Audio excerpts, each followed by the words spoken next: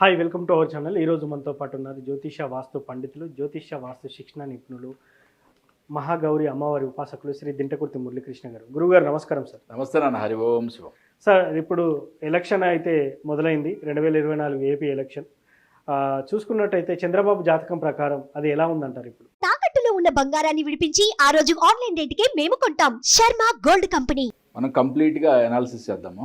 అంటే జాతకాన్ని సాంఖ్యయోగం ప్రకారం, ఆస్ట్రాలజీలో కూడా 3-4 ఆస్పెక్ట్స్ ప్రకారం కూడా మనం అనాలిసిస్ చేద్దాము. ఇక్కడ మెయిన్గా ఒక్కటి మాత్రం ప్రేక్షకులకి చెప్పదలుచుకుంది ఏంటంటే, ఇది మనం చేసే ఈ కార్యక్రమం ఏంటంటే, సాంఖ్యయోగంలో కానీ జ్యోతిష్యంలో కానీ ఉన్న what ever the advantages disadvantages okay for జాతకుడికి, ఆ యొక్క జాతకుడికి ఏమైనా యోగకారకం ఉందా, యోగకారకం లేదా అనేది మాత్రమే మనం విశ్లేషణ చేస్తాం. ఓకే, ఇది ఒక పార్టీకి సపోర్టింగ్గానో లేదా ఒక వ్యక్తికి ఒక ఇంట్రెస్ట్గా, అంటే ఆయన నా ఫేవరెట్ నాయకుడు కాబట్టి ఆయన సపోర్ట్గా చేయడం మాత్రం కానే కాదు. ఈ శాస్త్రం మహా గొప్ప శాస్త్రం. మనం ఇంతకుముందు చేసిన వీడియోలు దాంట్లో అది అంతా కూడా క్లియర్గా తేటతెల్లమైంది. మరి అలాగే మనం ఈరోజు చంద్రబాబు నాయుడు గారి జాతకం అసలు ఏ విధంగా ఉంది, అప్పుడే మనకి అక్కడ ఇంకా నోటిఫికేషన్ విడుదల కాకపోయినా ఆంధ్రప్రదేశ్లో కంప్లీట్ మనకి ఎలక్షన్ ఫేవర్ అనేది స్టార్ట్ అయిపోయింది. ఇప్పుడు మనం చాలా క్లియర్గా ఆయన యొక్క జాతక విశ్లేషణ చేద్దాం. మేష లగ్నం. ఓకే, లగ్నంలో రవి బుధుల కలయిక, వృషభంలో చంద్రుడు, సింహంలో శని, కనిలో కేతు కుజులు,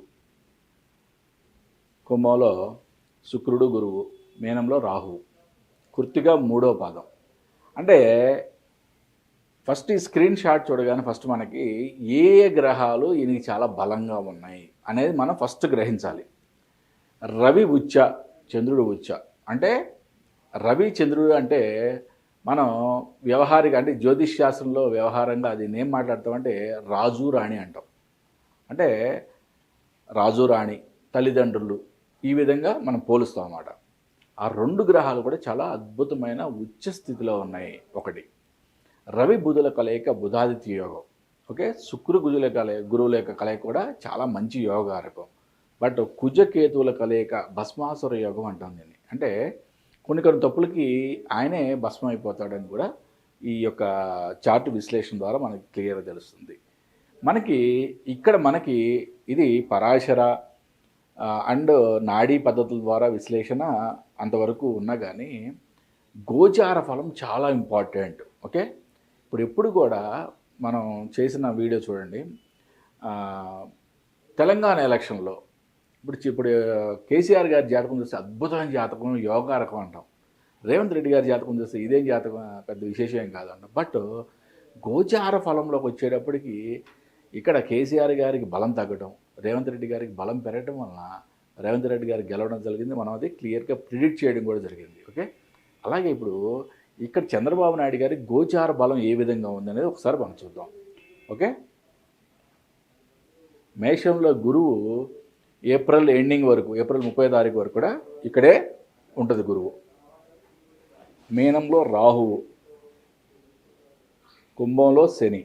ఓకే, ఈ 3 గ్రహాలే ఎందుకు గోచారంలో మనం తీసుకుంటాం? చాలా పెద్ద గ్రహాలు, ఇంపార్టెంట్ గ్రహాలు ఈ 3 మాత్రమే. మిగతా చిన్న గ్రహాలు, చంద్రుడు అనేవాడు 2.5 రోజులకు ఒక రాశి జరిగిపోతూ ఉంటాడు. అంటే 30 నెలల్లో ఒక చక్రం కంప్లీట్ చేసేస్తాడు ఆయన.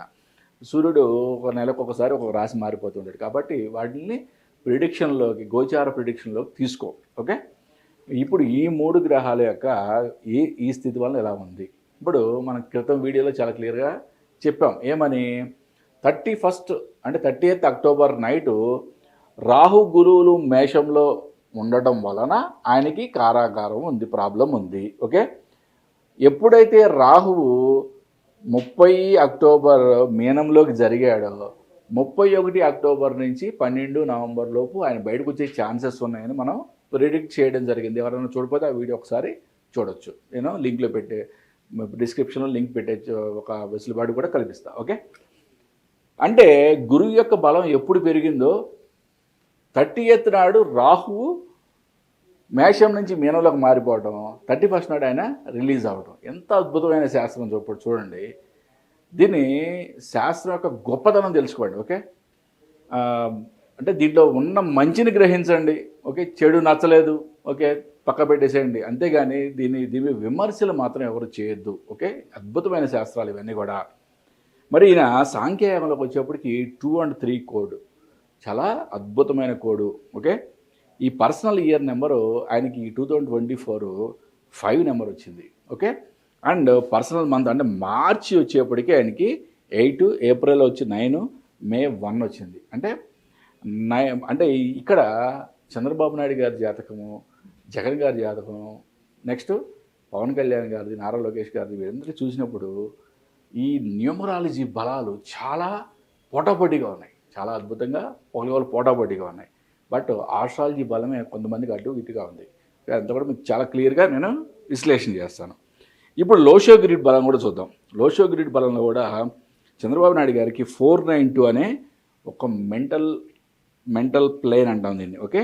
అంటే ఒక అద్భుతమైన ఆలోచన విధానం, ఏదైనా సరే అద్భుతంగా ఆయన ఆలోచించే శక్తి ఉంది. రెండోది 951 అంటే దీని సెల్ఫ్ కాన్ఫిడెన్స్ లైన్ అంటాం. చాలా అద్భుతమైన యోగకారకమైన 2 లైన్లు ఈయనకి ఏర్పడినాయి. దీని ప్రకారం అంటే ఇప్పుడు మన గోచార ఫలం ప్రకారం న్యూమరాలజీ ఆస్పెక్ట్స్ అందరికీ కూడా మ్యాక్సిమం ఈక్వల్గా ఉన్నాయి. బట్ ఇక్కడ మనం ఏం చెప్పుకున్నాం, ఆస్ట్రాలజీలో బలాబలాలు మీనింగ్ ఇంపార్టెంట్గా చూద్దాం. మనకి ఇప్పుడు రేపు ఆయన జరిగే ఎలక్షన్లో ఆయన గెలుస్తాడా లేదా అనే దగ్గరకు వచ్చేప్పటికి ఇక్కడ రాహు మీద రాహు రావడం అనేది ఒక అద్భుతమైన ఒక యోగకారకం ఆయనకి. అంటే శత్రువు నిలబడటం అనేది కష్టం ఒకటి.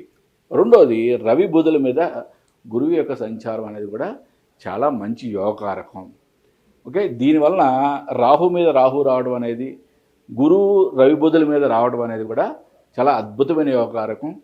వీరికి ఆస్ట్రాలజీ పరంగా చూస్తే మనం ఇంతకుముందు వీడియోలో కూడా చాలా క్లియర్గా చెప్పాం, ఈయనకి చాలా బలాలు ఎక్కువగా ఉన్నాయి. ఆస్ట్రాలజీ పరంగా చూస్తే ఈయన రేపు జరిగే ఎలక్షన్లో విజయం సాధించి సీఎం కుర్చీ ఎక్కే ఛాన్సెస్ చాలా ఎక్కువగానే ఘంటావాదంగా చెప్పచ్చు. సో ఫైనల్గానైతే చంద్రబాబు ప్రిడిక్షన్ ప్రకారం, అంటే మీరు చూసిన 2 ప్రిడిక్షన్ ప్రకారం, అంటే సంఖ్యాశాస్త్రం కానివ్వండి, లోషో గ్రిడ్ కానివ్వండి, జ్యోతిష శాస్త్రం కానివ్వండి, వీటన్నిటికీ సీఎం పీఠం దగ్గరలో ఉన్నట్టు చెప్తున్నారు. Exactly. So thank you sir. నిజంగా ఏపీ మాజీ ముఖ్యమంత్రి, అదేవిధంగా మళ్ళీ కాబోయే ముఖ్యమంత్రి అవుతారా లేదా అనేది కూడా చాలా చక్కగా చెప్పారు. Thank you so much. నమస్తే. హరి ఓం శివం. చూసారు కదా, చంద్రబాబు రాజకీయ భవిష్యత్తు ఏంటనేది ఈ ఎపిసోడ్లో తెలుసుకుందాం. మరో కార్యక్రమంలో మళ్ళీ కలుద్దాం. Thank you.